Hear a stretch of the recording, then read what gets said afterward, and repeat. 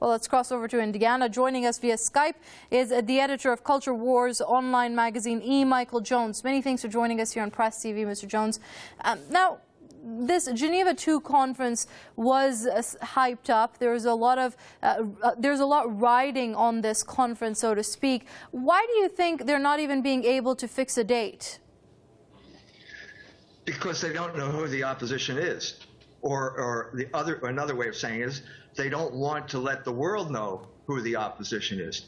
Because I think what you're talking about here is not a group of Syrians who have a specific list of grievances that they could present and which could be negotiated, but rather you have an international group of basically hired guns, mercenaries at the top, acting according to a totally destructive and alien philosophy. And the foot soldiers are basically people recruited from the refugee camps who are given an AK-47, $100 a month, and a pack of cigarettes. Now, this is not a credible opposition, and that's, I think, the problem they're facing.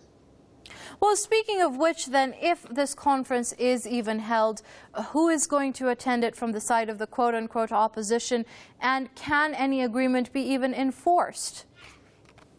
Well, the opposition was created by the United States, by Saudi Arabia, and by Qatar.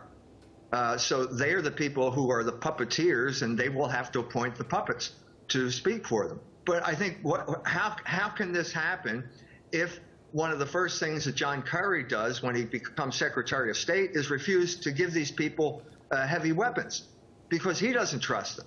So how are you going to have negotiations if the puppeteers don't trust the puppets? How is the other side supposed to trust them as representative of any significant group of the Syrian people?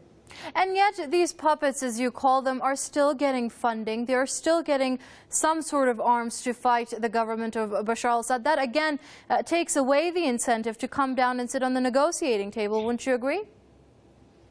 Yes. I think that they've conceded. I think that there was a sea change in world politics over September, over that weekend in September when the Pope held the prayer vigil, and then Obama decided to go with the Putin thing, and then Rouhani showed up at the United Nations, and then Benjamin Netanyahu threw his hissy fit after that.